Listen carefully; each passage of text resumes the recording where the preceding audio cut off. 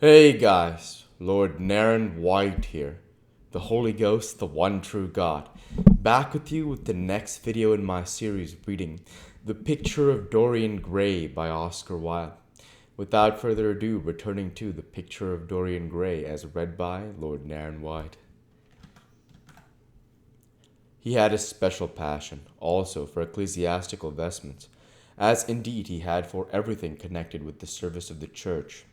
In the long cedar chest that lined the west gallery of his house, he had stored away many rare and beautiful specimens of what is really the raiment of the bride of Christ, who must wear purple, and jewels and fine linen, that she may hide the pallid, macerated body that is worn by the suffering that she seeks for, and wounded by self-inflicted pain.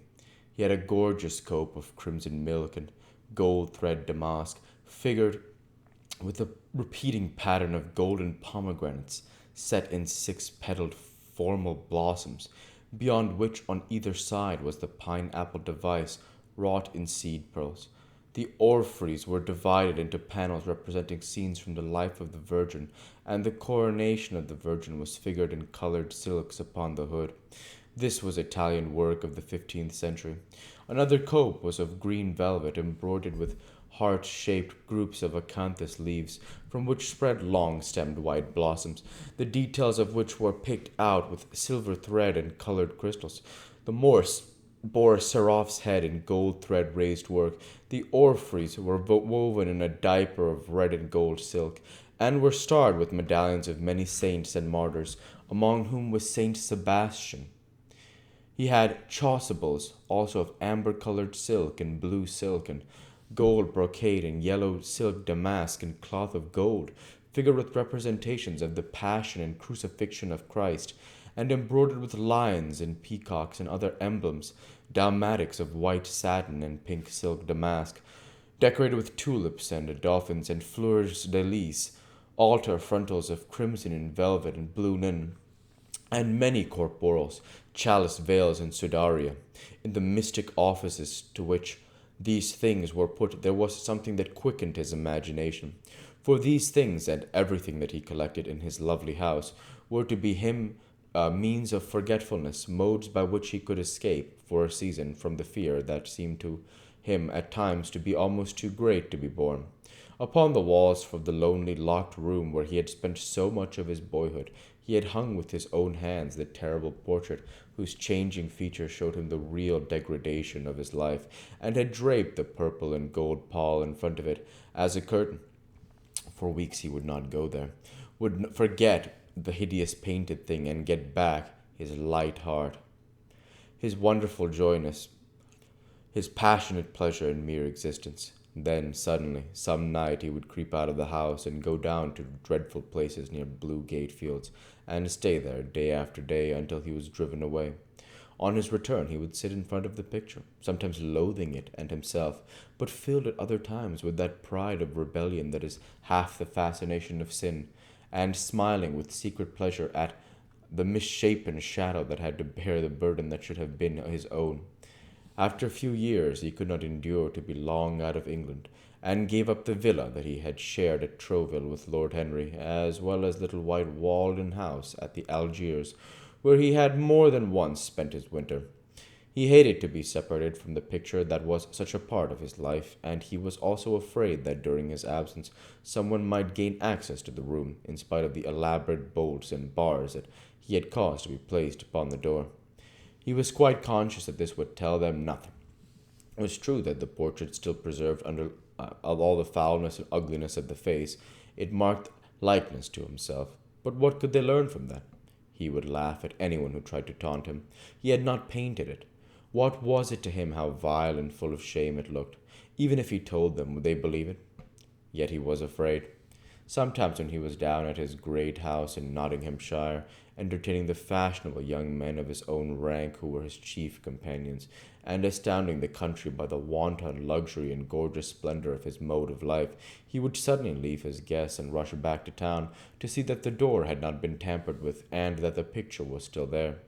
What if it should be stolen? The mere thought made him cold with horror. Surely the world would know his secret then. Perhaps the world already suspected it. For a while he fascinated many. There were not a few who distrusted him.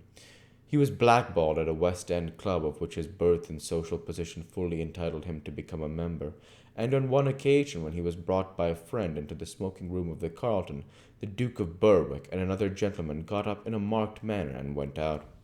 Curious stories became current about him after he had passed his 25th year. It was said that he had been seen brawling with foreign sailors in a low den in the distant parts of Whitechapel, and that he consorted with thieves in corners and knew the mysteries of their trade. His extraordinary absences became notorious, and when he used to reappear again in society, men would whisper to each other in corners, or pass him with a sneer, or look at him with cold, searching eyes as if they were determined to discover his secret. Of such insolences and attempted slights he of course took no notice, and, in the opinion of most people, his frank debonair manner, his charming boyish smile, and the infinite grace of that wonderful youth that never seemed to leave him, were in themselves a sufficient answer to the calumnies, for so they called him, that were circulated about him. It was remarked, however, that those who had been most intimate with him appeared, after a time, to shun him. Of all his friends, or so-called friends, Lord Henry Wotton was the only one who remained loyal to him.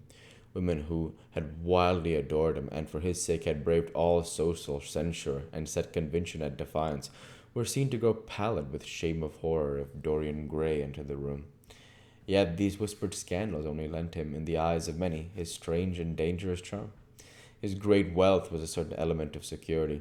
Society, civilized society at least, is never very ready to believe anything to the detriment of those who are both rich and charming.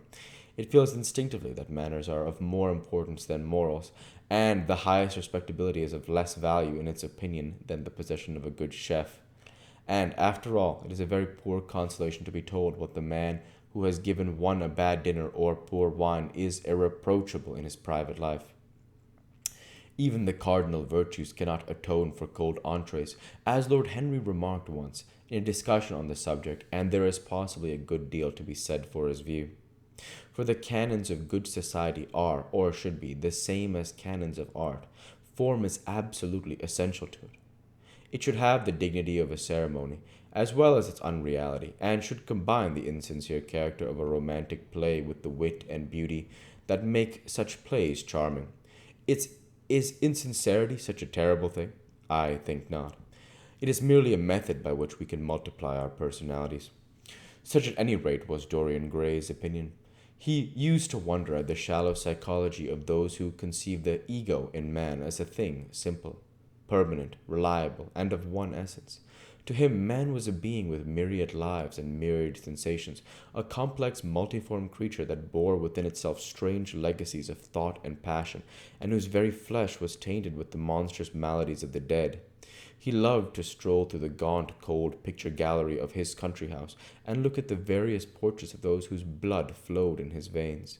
Here was Herbert Philip, described by Francis Osborne in his Memoirs on the Reigns of Queen Elizabeth and King James, as one who was caressed by the court for his handsome face, which kept him not long company. Was it young Herbert's life that he sometimes led? Had some strange poisonous germ crept from body to body till it had reached his own? Was it some dim sense of that ruined grace that had made him so suddenly, and almost without cause, give utterance in Basil Hallward's studio to that mad prayer that had so changed his life? Here, in gold-embroidered red doublet, jewelled surcoat, and gilt-edged ruff and wristbands, stood Sir Anthony Sherard, with his silver and black armor piled at his feet. What had this man's legacy been? Had the lover of Giovanni of Naples bequeathed him some inheritance of sin and shame? Were his own actions merely the dreams that the dead man had not dared to realize? Here, from the fading canvas, smiled Lady Elizabeth Devereux, in her gauze hood, pearl stomacher, and pink slashed sleeves. A flower was in her right hand, and her left clasped an enamelled collar of white and damask roses. On a table by her side lay a mandolin and an apple. There were large green rosettes upon her little pointed shoes. He knew her life and the strange stories that were told about her lovers. Had he something of her temperament in him? Those oval, heavy-lidded eyes seemed to look curiously at him. What of George Willoughby, With his powdered hair and fantastic patches, how evil he looked! The face was saturnine and swarthy, and the sensual lips seemed to be twisted with disdain. We'll go ahead and stop there for this week. As usual, I want to say thank you for watching, and I hope you enjoyed. Please like, comment, and subscribe, as it greatly helps the channel. Light be with you all. Take care, and thanks again.